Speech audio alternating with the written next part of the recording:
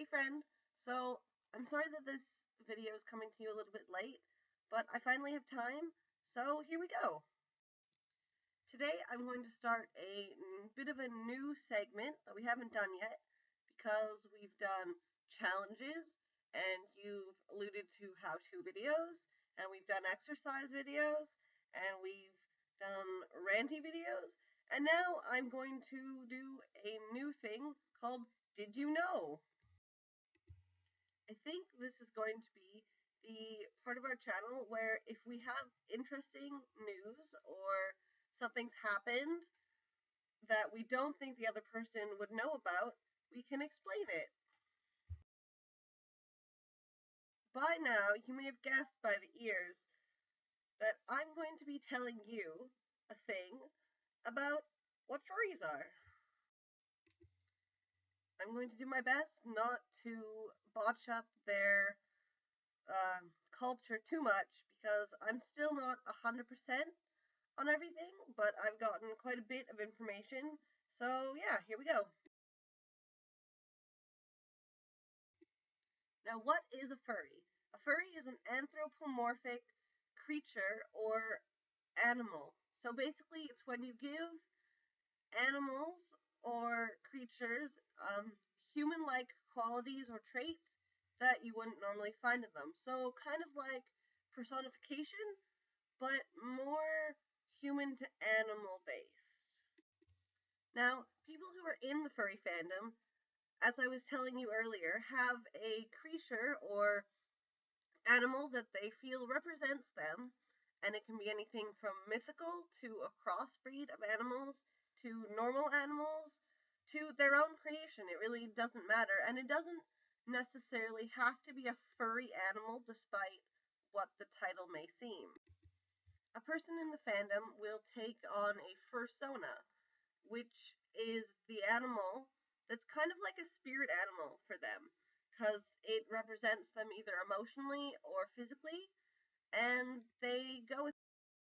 Now, I got some quotes from Theron, and basically what he says is that a fursona is like making a personality for yourself that you can show to the world and say, this is who I am. People don't often shy away from their personas, so if they're seriously committed to it, they're proud of what they've become and don't shy away from it. People can have multiple personas if they wish, depending on personality and things. So if someone wants to make a cat personification for when they're happy and a fox for when they're sad, then they can do that. There are no set rules to being a furry, it's just something that people do. Now, how being a furry affects each person's life is very individual and varies. For some, it is a lifestyle choice. So they take their personas to the ultimate level and they believe that it's part of them in full. Whereas other people just use furries as a hobby and it's something that they do that's fun. And they also have personas, but they're not as intense and they don't truly believe that it's part of them. For example, Theron takes his furry side of him very seriously, and he believes that it is like having a second life that you can't obtain in real life. Um, he quotes that the majority of the furry fandom consists of a lot of like-minded individuals, and the cool thing is that being a furry and being with other furries is something that you all already have in common, because the furry fandom is a very, very, very tight-knit community, and they're like a big family. So once you're in, you're in. And unlike other fandoms like My Little Pony and Star Wars and StarCraft, they don't thrive around the movie industry or something that one single person created. They take it from the ground up and they take their fandom and they make it with all of the creativity of everyone. So it's not one specific person's idealistics or thoughts. People have always symbolized things with animals. A Mustang, like the cars Mustangs, are perfect examples. You could say super fast, strong car, but instead they use a horse as a symbol to represent it. That's kind of the same way that furries see themselves. They could just tell people that they're brave or unique or funny or clever or sly or whatever their animal represents, but they don't because that would be stupid. Instead, they tell you, I'm a cat, and they expect people to understand that that's what they are. Another really interesting thing about furries is their art style. If you look and Google fursuits, um, if you take away the basics, like if you strip it down to the very basics of the animals, they all look alike, which is really interesting because I would have thought that furries would have their own, like each their own, and art is actually a really huge part of the furry community. And so when you go to a con, you get a lot of artist tables, like more so that you see at Tsukina-con and stuff, because art is a very big part of their culture. But it's interesting because almost all of the fursuits look the same.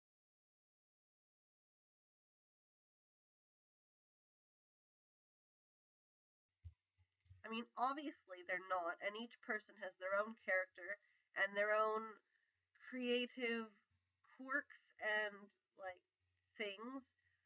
But really, if you strip it down to the basics, they're the same style of drawing and the same style of creation, which is cool, I think, because it's like anime or any other art style. Like they have their own unique look.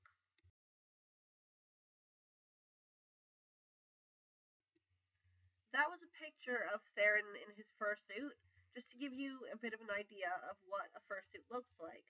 Now, whether you have a fursuit or not does not determine how much of a fan you are, and someone who doesn't even wear ears to a con might be just as much of a fan of the fandom as someone who has a fursuit.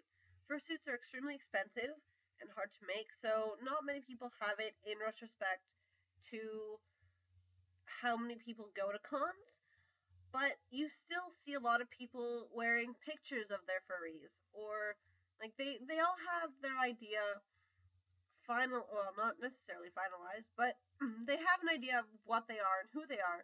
They just don't necessarily have the fursuit to outwardly show it, which really is fine because the fursuit is a very, very, very small part of who they feel they are.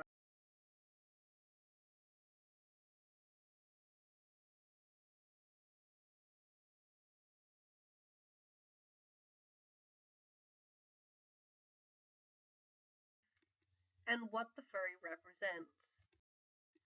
So now you know what a furry is and what it means to be a furry. Do you have any questions? Now, as you can see, I just changed ears, and that's because I want to talk about different things now. Um, yeah. First off, I wanted to show you both pairs of ears that I made. These ones, which are black with pink, and then obviously the ones you saw, which, oh, there we go, which are brown and pink, right? I made two matching tails.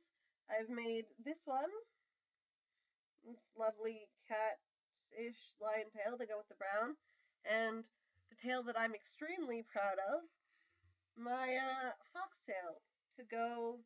See, it's a little heart to go with these ears.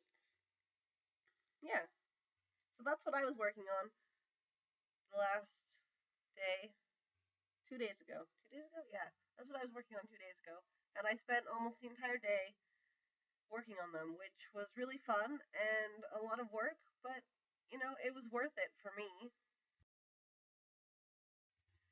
Now, I think that I'm getting into the furry fandom a little bit more now that I actually know what it is and that I've started researching it and stuff.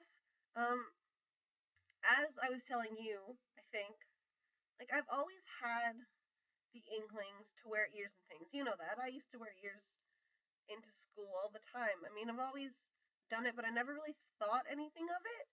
And it's only now that Theron's opening my eyes to this that I'm like, well, maybe it's a thing that I want to get into. So, next furry convention, I'll probably go just to see what it's like and stuff. I mean, I'm never going to be the kind of fan who wears a fursuit because I think that that's a little bit too much. And personally, I don't really like the looks of them. Like, they're just not. For me, I'd much rather wear ears and a tail all day and paws and things. I mean, to me, it makes more sense because I like that more. Like, I like a human with animal characteristics versus an animal with human characteristics, if that makes sense. Now, Theron and I are getting along really well lately, even though we've only hung out a couple times, and we're taking it very slow, so no worries.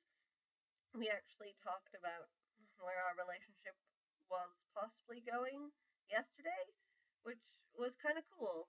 And we've decided to take it slow and just see where things go. I mean, he knows that ultimately I would like to have a long term boyfriend, and we've already kind of been making plans for like next year in the future together. So I honestly think that it will go somewhere.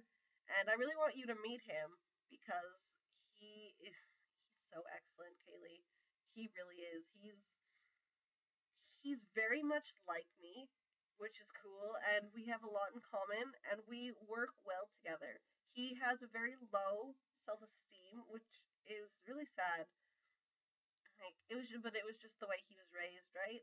And so he's got a very low ego, which works well for me because I like spoiling him and making him feel good about himself and stuff. So we complement each other. And then he's just really good at being there for me, and he's very true romantic like I am, which is really cool.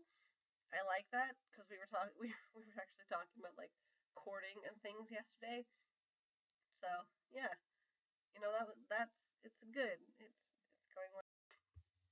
Maybe I will put him in one of my next videos, if or at least no, the next time that he and I hang out. Maybe I will make a segment of a video for you with him in it, so you can actually meet him. Maybe he'll even wear his fursuit. Well, then you could meet Josh and Theron, because Theron is actually his persona, and Josh is his real name. Though I know him and met him as Theron, so I just call him Theron, even though his name is actually Josh. So I think that that's it for this video. I'm probably way over time limit, and it's probably going to take like a day for this to upload now. But that's okay. You're definitely worth it and stuff. So yeah, I hope to talk to you soon, and I will look forward to seeing your response video or ranty video or whatever you plan to do against this. Um, Look forward to a surprise, hopefully happening in the next couple days, which means that I'll be making a video in the next couple days to reiterate the surprise for you, which I'm super excited about. And yeah, see you later.